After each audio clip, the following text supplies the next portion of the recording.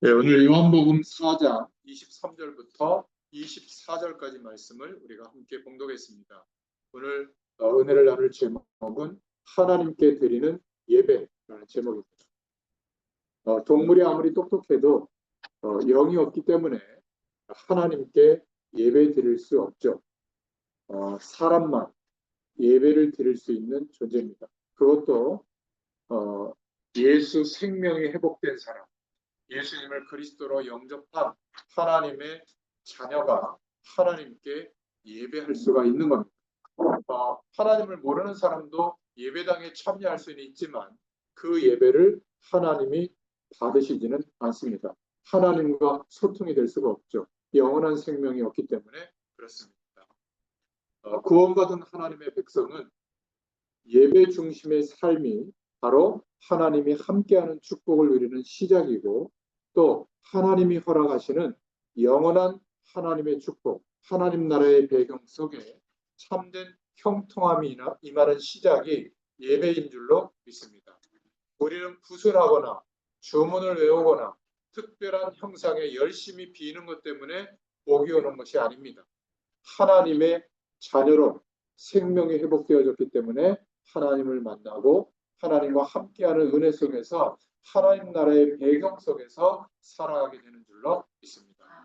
그렇다면 예배해야 되는데 예배가 어떤 의미일까? 오늘 중요한 성경이 말하고 있는 예배의 축복이 이해되고 회복될 수 있기를 바랍니다. 첫 번째로 예배에 대한 올바른 이해가 필요한데, 예배를 말하고 있는 성경의 단어, 원어적 의미를 보면 몰라도 되지만 그냥 상식적으로 좀 풍부해지시라고 제가 그냥 그림처럼 거기다 그려놨습니다. 예배의 언어적 의미는 봉사와 섬김이라는 의미가 있고 경배라는 의미가 있습니다.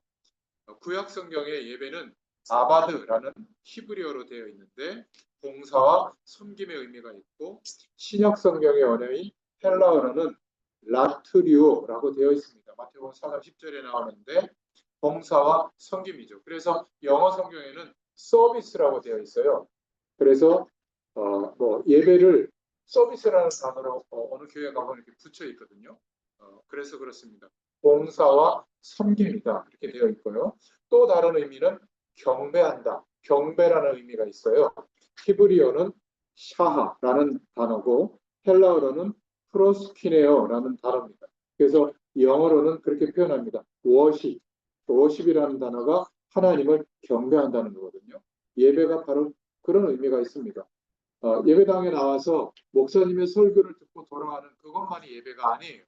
그래서 옛날 캐톨릭에서는 예배를 성례전으로 중요하게 드렸습니다. 예배당에 오는 것, 예배당에서 퇴장하는 것, 예배당에 와서도 이렇게 성수를 뿌리는 것, 또 하나님께 향기를 올려드린다고 해서 그 거룩한 향기를 이렇게 뿌리는 것, 또 앉았다 일어났다 모든 예배 의식 절차가 하나님이 받으시는 예배라고 생각했거든요. 그때 하나님의 영광이 임한다고 생각했어요. 그래서 말씀보다는 성례전의 절차가 중요했고 분위기가 중요했어요. 그래서 목회자들도 그냥 이렇게 사제들이 쓰는 게 아니라 절기에 따라 사제 옷이 있잖아요. 후드를 이렇게 다 하고 그렇게 보이는 시각적 의미가 굉장히 중요했어요. 그런데 개신교, 예수님을 그리스도로 믿고 시작되어 있는 개신교는 성례전도 중요하게 생각하지만 무엇을 중심으로 예배드리냐면 말씀을 중심으로 예배하는 거예요. 그래서 하나님의 말씀이 우리에게 담겨지도록 모든 예배의 절차와 순서가 맞춰져 있는 겁니다. 물론 그렇다고 해서 예배의식이 중요하지 않은 게 아니냐? 그렇지 않습니다. 예배의식도 중요하지만 어떤 분들은 막 한복을 꼭 입고 오고 앞자리에 오시고 헌금도 막 다리미로 막 가려가지고 이렇게 정성스럽게 하고 그런 자세는 좋지만 그런 자세나 태도보다 말씀을 어떻게 듣느냐, 또 하나님의 모든 말씀은 하나님의 약속을 말하고 있거든요. 그 약속의 핵심이 뭐죠? 예수님이 하신 그리스도의 일을 말하고 있어요. 그 약속을 믿을 때 하나님의 역사하심이 나타나는 겁니다. 우리의 노력과 행위가 하나님의 기준이 아니라 하나님의 유일한 약속인 예수님을 그리스도로 믿는 믿음을 보시거든요. 돈보다, 내가 건강해지는 것보다, 우리 자녀가 잘 되는 것보다, 인생을 행복하게 사는 기준보다 예수님이 십자가에서 죽으시고 부활하신 그 기준, 예수님이 그리스도라고 믿는 그 기준이 나의 인생의 가장 중요한 진리로 믿을 때 하나님은 말씀대로 역사하시는 줄로 믿으시길 바랍니다. 그럴 때 우리는 예배하게 되죠. 봉사하고 섬길 수 있게 되고 하나님께 경배할 수 있게 되는 겁니다. 그래서 예배의 정의는 이렇게 말할 수 있는데 유일한 예배 대상인 하나님을 의식하는 겁니다. 그런데 솔직히 예배당에 가서 누구를 제일 많이 의식하시죠? 목사님 아닌가요? 목사님이 좋아하시는 찬양, 목사님이 좋아하시는 성전의 꽃, 목사님이 좋아하시는 어떤 태도, 목사님이 막 지시하시는 것을 잘 듣는 것, 물론 중요한데 사실 예배 대상은 하나님이신 줄로 믿으시길 바랍니다. 목회자도 말씀을 증거하고 예배를 인도하지만 목회자도 하나님께 예배하는 거예요. 그러나 목회자의 역할로 예배하는 겁니다. 그런데 하나님께 예배하는 태도가 아니라 마치 내가 은혜를 주는 것처럼 어떻게 될까요? 월권이에요. 그런 목회자들은 굉장히 좀 강력하게 보이는 장점은 있지만 하나님이 볼 때는 우습게 보이는 겁니다. 여러분, 우리 모두가 유일한 예배 대상인 하나님을 의식하면서 우리의 전 인격에서 나오는 경외심을 가지고 경배할 수 있기를 축원합니다. 하나님의 높으심과 그 은총을 찬양하면서 섬기는 거룩한 행위가 예배의 정의입니다. 그래서 예배의 영적 의미는 예배하는 사람이 존재하는 이유예요. 하나님의 자녀는 당연히 예배합니다. 예배를 통해서 하나님과 교제하고 하나님의 은혜를 받는 거예요. 하나님의 응답을 받는 겁니다. 그래서 예배는 하나님의 백성에게 가장 큰 축복이에요. 우리 인생에 너무 바쁜 일이 있다. 그러면 저는 예배부터 가장 중요하게 회복하고 하루를 시작하거든요. 예배는 예배당에 와서만 드리는 예배가 있는 게 아닙니다. 개인 예배도 있어요. 여러분이 하나님 앞에 잠깐 기도하고 또 요즘은 이렇게 영상으로 이렇게 다 올라와 있잖아요. 그걸 한번 보고 아니면 듣고 아니면 성경 한두 구절이라도 읽고 그리고 하나님 앞에 마무리 기도하고 주기도문으로 마쳐야 됩니다. 그렇게 개인 예배의 시간도 너무너무 중요한 거예요. 저는 예배의 축복을 누리고 그 다음에 중요한 일을 하거든요. 여러분, 우리에게 가장 중요한 것은 하나님을 만나는 거 아니겠어요? 그렇지 않습니까? 그 은혜를 회복할 수 있기를 바랍니다. 예배는 무너진 사람에게 회복되는 능력이 돼요.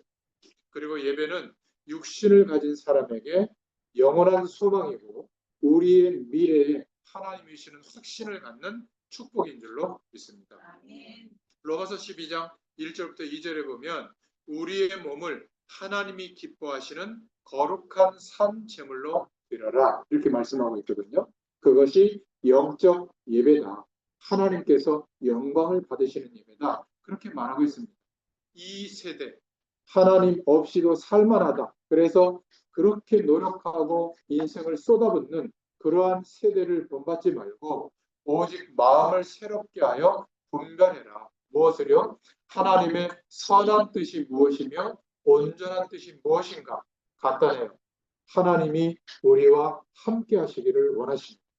하나님은 우리의 모든 인생을 통하여 영광 받으시기를 원합니다. 하나님은 우리의 삶을 통하여 이 축복이 땅끝까지 전달되기를 원하십니다. 그렇기 때문에 오늘이 우리에게 있는 거예요. 그렇다면 우리가 견딜 수 있게 되고 도전할 수 있게 되고 변화시킬 수 있는 힘을 하나님께로부터 공급받게 될 줄로 믿습니다. 자, 그러면 두 번째로 참된 예배의 열쇠를 오늘 말하고 있는데 영과 진리로 예배하라고 말하고 있습니다. 어떤 영으로요? 성령으로 함께 하시는 축복. 그렇죠? 어떤 진리로요? 내가 막 성경을 연구해서 하는 진리가 아니라 하나님이 우리에게 알게 하신 진리, 예수님이 그리스도 되어주신 이 복음의 내용을 붙잡고 예배해라. 그래서 우리는 예수님의 이름으로 기도하고 예배하잖아요. 그럴 때 성령의 역사가 있는 예배가 우리에게 충만하게 임하게 될 줄로 믿습니다.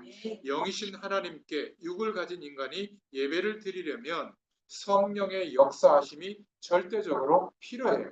그래서 먼저 예수님을 그리스도로 믿고 구원받도록 도와야 돼요. 그리고 예배당에 안내해야 되거든요. 아무리 예배당에 많이 왔다 갔다 해도 예수님이 그리스도라는 사실을 믿고 인격적으로 하나님 앞에서 영접하지 못하면 어떻게 되죠? 그냥 종교인으로 있는 거예요. 하나님도 알고 있고 인정하는데 생명이 회복되어 있지는 않아요. 그래서 생명의 역사가 나타나지 않는 겁니다. 우리 자녀들도 마찬가지입니다. 모태신앙으로 하나님 앞에 부모가 소원 기도를 했더라도 이제 자아의식이 생기고 청소년기가 되면 스스로 예수님을 그리스도로 믿고 영접하는 일이 있어야 됩니다. 인격적으로 주님을 만나는 근거가 있어야 되거든요. 그렇지 않으면 잠재적 종교일 뿐이에요. 종교인일 뿐이에요. 그러면 하나님의 살아 역사하는 축복과는 거리가 먼 상태로 그냥 예배당만 왔다 갔다 하다가 세상의 문화가 커지고 그 유혹이 넘어가면 어떻게 되죠? 교회까지도 안 나오는 거예요. 이게 너무 안타까운 것이죠. 그래서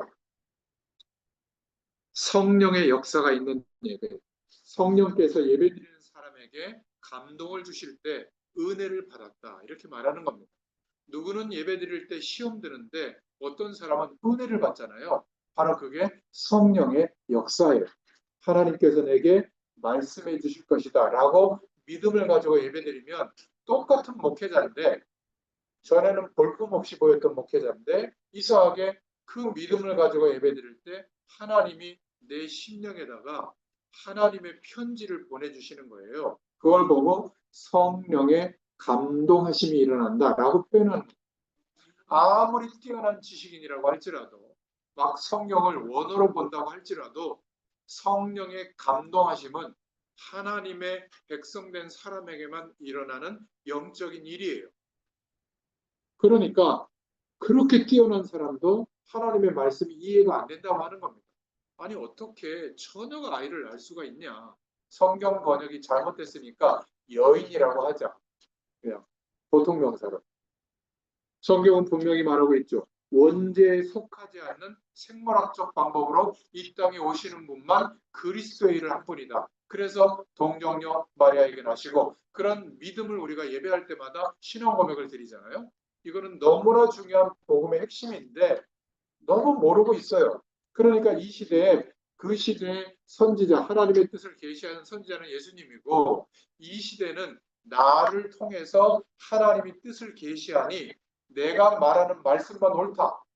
절대로 잊지 말고 이 말씀 붙잡아라. 그런 목회자들이 많잖아요. 다 성경적이지 않아요. 그러면 저분은 너무 조금 도치돼 있구나. 제가 좀 부드럽게 얘기한 겁니다. 저분은 하나님이 좀 좋지 않게 생각하시겠구나. 이렇게 이해하시면 됩니다. 그래도 그 사람을 통해서 하나님의 말씀이 전달될 수 있을까요? 없을까요? 있어요. 저 오늘 새벽에 민수기서를 읽어가는데 발람이라고 하는 그 영매거든요. 영매. 하나님의 선지자가 아닌데 하나님을 빙자해가지고 하나님의 뜻을 나타내는 것처럼 하거든요. 그런데 하나님이 성막에만 나타나는데 그 발람 선지자에게도 나타나서 모압 그 왕에게 그 모압 백성에게 하나님의 뜻을 전달하게 심부름을 시켜요. 하나님이 하시는 일은 신묘막측합니다. 만약에 우리가 믿음이 없다면 돌들을 들어서라도 증거케 한다고 했잖아요. 여러분 우리가 부족하더라도 하나님이 함께 하신다는 믿음을 가지고 예배할 때 하나님은 역사하시는 줄로 믿으시길 바랍니다.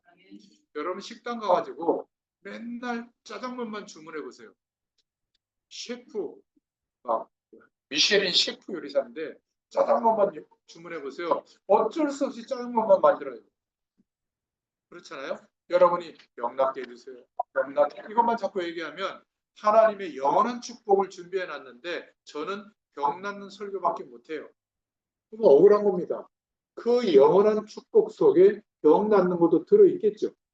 만물을 복종케 하시는 하나님 예수 그리스도의 이름으로 우리에게 기도하게 하셨거든요. 그러면 병도 만물 중에 하나예요, 아니에요? 하나예요. 작은 거예요. 여러분 병 들어있을 때는 그게 큽니다. 왜냐하면 힘드니까. 그런데 만물을 복종케 하는 이름을 우리에게 주신 거예요. 예수 이름을 주신 겁니다. 우리가 그 이름으로 기도하고 예배하는 거예요. 이때 창조의 능력이 우리에게 나타나는 줄로 믿습니다. 그래서 예배 드릴 때 성령의 역사를 갈망하며 찬양과 기도를 드리는 것이 중요하죠. 여러분들이 예배 전에 이렇게 뜨겁게 찬양하잖아요. 이게 너무 중요한 거예요. 우리의 마음과 중심이 하나님을 향하게 되죠. 기도할 때에도 그냥 속으로 기도하면 생각이 막 파고들어서 막 이렇게 분산되잖아요. 그런데 여러분 소리를 내서 한번 기도해 보세요. 꼭 큰 소리가 아니더라도 통성으로 기도하면 마음과 생각이 기도하는 소리에 집중됩니다.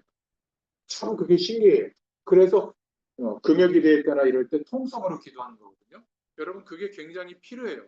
또 어떤 때는 깊이 집중할 때는 또 통성으로 기도하는 게 방해될 때도 있어요. 그때는 깊이 묵상하면서 기도하거든요. 말씀의 의미를 생각할 때, 말씀을 들을 때 이런 때가 굉장히 중요해요. 그래서 진리이신 예수 그리스도를 믿는 믿음의 예배를 우리는 드리는 겁니다.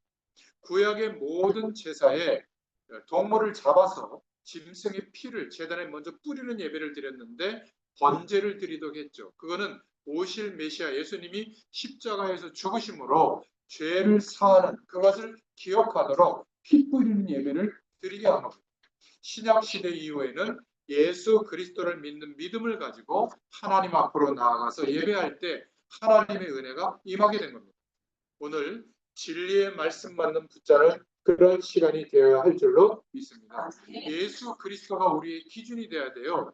목회자의 말이 기준이 아니라 목회자의 말, 목회자를 통해서 전달하는 예배 때 주시는 말씀도 예수 그리스도를 알게 되도록 그리스도의 능력을 알게 되도록 돕는 보조장치예요. 여러분 주일날 예배 드리는 설교로 때우려고 하면 안 돼요. 그거는 신앙을 굉장히 격화시키는 거예요. 목사님의 설교를 통해서 하나님이 허락하시는 하나님의 뜻과 계획을 나타내시는 성령의 감동하시는 음성을 기대하고 들을 수 있기를 바랍니다. 그러면요 매일 들어도 새롭게 깨닫게 해주세요. 말씀은 늘 새로운 거예요. 지겹다. 벌써 영적으로 어려워진 상태가 된 거예요. 하나님의 말씀이 새롭게 다가오기를 축원합니다. 성령은 그렇게 우리에게 은혜를 주세요. 자, 그렇다면 세 번째로 이제 여러분이 예배당에서 예배가 회복되게 될 줄로 믿습니다. 교회에서 드리는 예배, 공예배라고 하잖아요. 공적인 예배, 주일 오전 예배, 주일 오후 예배, 수요 예배, 3일 예배라고도 하고 또 금요 기도회, 새벽 예배, 구역 예배, 또 이렇게 현장에서 드리는 예배가 있겠죠. 성도들이 모여서 영과 진리로 예배할 때 하나님의 역사하심이 나타나게 될 줄로 믿습니다. 예배의 성격이 조금씩 차이 날 수가 있죠. 교회의 가장 중요한 하나님의 비전이 이루어지도록 강단을 축복하시는 예배는 주일 오전 예배라고 볼 수 있고 또 주일 오후 찬양 예배는 찬양과 헌신 예배와 또 중요한 어떤 교육하는 예배 이런 예배가 될 수가 있겠죠. 수요 예배는 주로 어떻게 예배 드립니까? 성경 말씀을 깊이 있게 전달하는 예배가 될 수가 있고 금요 기도회 때는 기도에 대해서 또 함께 하나님의 축복을 누리는 그런 말씀드릴 겁니다. 새벽 예배 때는 주일 강단의 말씀을 쭉 풀어서 말씀하시는 교회도 있고 또 저희 같은 경우는 성경 66권을 한 장씩 또 몇 구절씩 계속 읽어가면서 한 4년 가까이 될 텐데 성경을 한번 읽어보자. 한독을 복음 중심으로 그렇게 지금 인도받고 있는 그런 교회도 있죠. 예배마다 성격이 좀 달라요. 구역 예배 때는 구역 예배 말씀을 가지고 성도들이 함께 하나가 되도록 그런 예배의 성격이 있잖아요. 그래서 예배가 다 같은 것 같지만 예배의 성격이 다릅니다. 저희가 모여서 예배드리는 수목 부천교회 11시 예배는 어떤 성격일까요? 제가 하나님 앞에 응답받은 것은 복음을 계속 선포하고 설명하자. 이 예배의 특징이에요. 그래서 여러분 제가 나눠드린 이 교제나 내용을 잘 메모해서 모아놓으시면 여러분들이 누군가를 양육할 때 풍성한 복음으로 설명할 수 있을 줄로 믿습니다. 요청하시면 제가 한글로 작성되어진 파일을 제가 드릴 거예요. 그립 파일로만 제가 톡방에다 올려놨는데 그거를 가지고 복사하셔서 프린트하셔도 되거든요. 좀 작게 나올 거예요. 편집할 수 있도록 여러분들이 볼 수 있게 그렇게 제가 준비해놨습니다. 아직까지 한 명도 요청하지 않으시기 때문에 제가 다른 분들한테는 드리고 있는데 여러분 마음껏 쓰시기를 바랍니다. 아니, 목회자들을 좀 사용해 주세요. 여러분들 주변에 복음 받을 사람 있으면 저를 좀 초대하세요. 그래서 복음 전할 수 있게. 여러분이 못 전하면 가족이든 친구든 뭐 같이 사시는 분이든 아무 상관이 없어요. 이상하게요. 넥타이 메고 가면 어떤 분도 목회자라고 그러면 약간 이렇게 좀 이렇게 수긍하는 면이 있거든요. 여러분보다. 그런 면에서는 목회자가 좀 도움이 될 것 같아요. 여러분 주변에 환우분들한테도 뭐 이렇게 하나님 만날 수 있도록 기회를 줄 수 있기를 바랍니다. 자, 그래서 예배는 공적 예배가 있는 게 아니라 삶에서도 예배할 수 있다. 우리 자신의 현장에서도 예배의 축복을 누릴 수가 있는 겁니다. 삶을 통해서도 하나님께 영광 돌리는 것이 예배예요. 아까 뭐라 그랬죠? 봉사와 섬김이 예배고 하나님께 영광 돌려드리는 거 경배가 예배라고 했잖아요. 그러면 사람들과의 관계 속에서도 좀 참아주고 좀 용서하고 조금 뭔가 허용해주고 용납해주고 조금 내가 다른 사람들 위해서 조금 더 실천하고 봉사하고 사랑해주는 거 이것도 예배가 될 수 있는 거예요. 여러분의 기능을 가지고 봉사하는 거. 어떤 분들은 이미용하는 기술을 가지고 좀 어려움 속에 있는 사람들에게 찾아가서 치매 걸린 분들이라든지 보안이라든지 이런 데 가서 머리 그 기술을 가지고 봉사하는 거 그것도 예배예요. 그렇죠? 내가 좀 재산이 있다 그러면 갖고 있는 재산을 가지고 어려운 사람들을 구제하는 거 그것도 하나님께 영광 돌려드리는 거거든요. 그것도 예배가 될 수 있는 겁니다. 또 중요한 일들을 감당하는 거. 여기 지금 예배할 때도 보니까 어떤 분은 간식을 준비해서 나눠드리기도 하고 어떤 분은 찬양을 준비하고 어떤 분은 그 의자가 여기 계속 있는 게 아니더라고요. 갖고 왔다가 또 갖다 놓기도 하고 말이죠. 여러분 이게 전부 하나님께 예배하는 거인 줄로 믿습니다. 꼭 예배당에 앉아서 이렇게 격식을 갖춰서 하는 것만 예배가 아니라는 거 기억하길 바랍니다. 우리의 삶에 하나님의 나라가 임하도록 우리 자신을 드리는 것이 하나님의 약속이 이루어지는 겁니다. 그래서 예배에 가장 빠지지 말아야 될 내용이 있는데 찬송, 기도, 말씀, 헌금이에요. 헌금은 꼭 봉투에 담아서 드리는 의미도 있지만 우리가 하나님 앞에 경배 드리는 것 그것이 감사해서 우리가 세상을 살아가는데 불신자도 쓰고 신자도 쓰는 게 돈이잖아요. 이 돈을 구별해서 하나님께 드릴 때 하나님이 성물이 되게 하거든요. 그러면 그것을 기준으로 하나님이 축복하시는 거예요. 경제 축복은 다른 데서 오는 게 아니라 하나님께 시간을 드리면 시간의 축복이 와요. 하나님이 우리 인생의 시간을 축복하시는 거거든요. 그러면 헤매지 않게 됩니다. 낭비하지 않게 되고 어려운 사건과 문제에 휘말리지 않게 돼요. 우리가 재능을 드리면 그 재능과 일이 하나님의 복이 임하는 거예요. 돈도 마찬가지입니다. 나머지 돈을 우리가 쓰잖아요. 아니에요. 조금 하나님께 드린 이 헌금을 하나님이 축복하시면 어떻게 되죠? 하나님이 우리의 나머지 경제를 복을 주세요. 너무 없는데 너무 조금밖에 없는데도 하나님이 복을 주시면 그거를 가지고 살아가는데 행복해져요. 아무리 돈이 많아도요. 하나님이 그 돈에 경제에 복을 주시지 않잖아요. 그 경제는 분쟁거리가 되고 막 살인도 벌어집니다. 하나님이 우리에게 복을 주셔야 될 줄로 믿습니다. 찬송과 기도와 말씀과 헌금이 예배에 굉장히 중요한 내용이에요. 자, 그렇다면 오늘 결론입니다. 예배 성공은 인생의 성공이 되는 줄로 믿습니다. 예배 때 주시는 하나님의 말씀을 붙잡을 때 응답을 받게 돼요. 하나님과 소통이 되고 현장에 내가 어떻게 인도받아야 될지 성령으로 깨닫게 하시는 답이 얻게 될 줄로 믿습니다. 그래서 구약에서는 이러한 것을 알게 되도록 5가지 지혜서로 예배한 겁니다. 번제, 대속의 의미를 알게 되도록 화목제, 하나님과 또 사람과의 관계가 회복되도록 속죄제와 속건제를 통해서 죄를 회개하게 했고요. 소제, 감사의 예물을 드리도록 한 겁니다. 제사를 드리는 방식은 제물을 불살라서 드리는 화제가 있었고 또 술을 제물 위에 뿌리는 그런 전제가 있었고 또 제물을 두 손으로 받쳐들고 앞뒤로 흔드는 그런 요제가 있었고 또 제물의 가슴 부위를 높이 들었다가 내리는 거제가 있었어요. 전부 다 희생 제사를 드리는 과정으로 아주 구체적이고 세밀하게 레위기에 보면 나와 있죠. 출애굽기 레위기에 보면 뭐 이렇게 복잡하게 하나? 그때는 그랬습니다. 기억하도록, 하나님을 바라보도록. 그런데도 이스라엘 백성들은 또 하나님을 안 바라봐요. 어떻게 이럴까? 제가 지금 창세기부터 쭉 말씀을 보고 있는데요. 야, 너무 심하다 싶을 정도로 하나님을 금방금방 잃어버립니다. 또 물 없으면 원망하고, 또 문제 있으면 또 원망하고, 나중에는 하나님을 직접 원망하고요. 그래서 하나님이 막 어마어마한 벌을 내려요. 그럼 또 돌이켰다가 또 금방, 왜 그런지 모르겠어요. 사단이 있어서 그래요. 사단의 세력이 속여서 마음과 생각을 붙들리면 하나님이 계신데도 없는 것처럼 온갖 걱정, 염려를 다 하는 겁니다. 오늘 예배하니까 어떠세요? 하나님이 임재하시고 성령으로 역사하시니까 믿음이 회복되잖아요. 마찬가지예요. 어려움 속에 있을 때, 힘들 때도 하나님이 함께 계시다는 것을 인정하고 믿고 구할 수 있기를 축원합니다.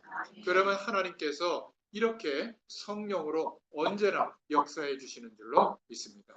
하나님께 드리는 예배가 회복되는 저와 여러분 되시기를 축원합니다. 기도하겠습니다.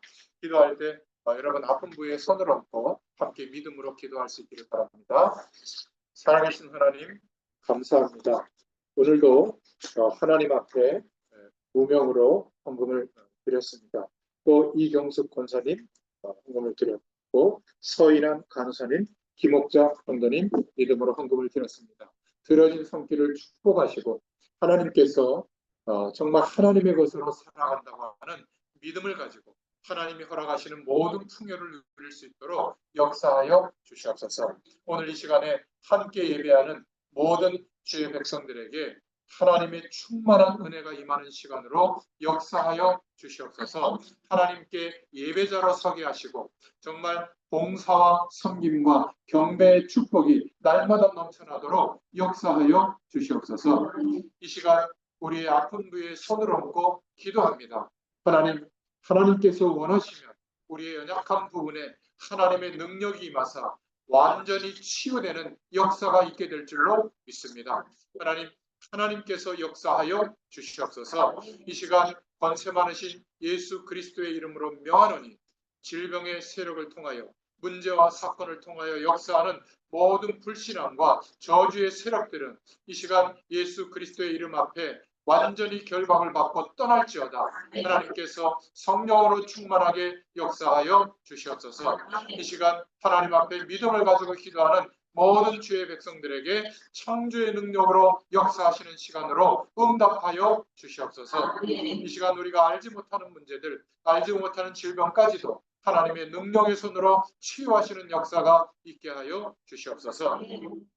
지금은 우리 주 예수 그리스도의 은혜와 하나님 아버지의 크신 사랑하심과 성령의 내주 인도 역사 교통하심이 오늘 말씀 그대로 임하기를 소원하는 모든 주의 백성들 머리 위에 또 수목구청 병원 모든 환우들과 의사분들과 직원분들, 간호사분들 위해 그리고 우리의 가족과 후대들과 사명의 현장과 섬기는 교회 위에 지금부터 영원토록 함께 계실지어다. 아멘.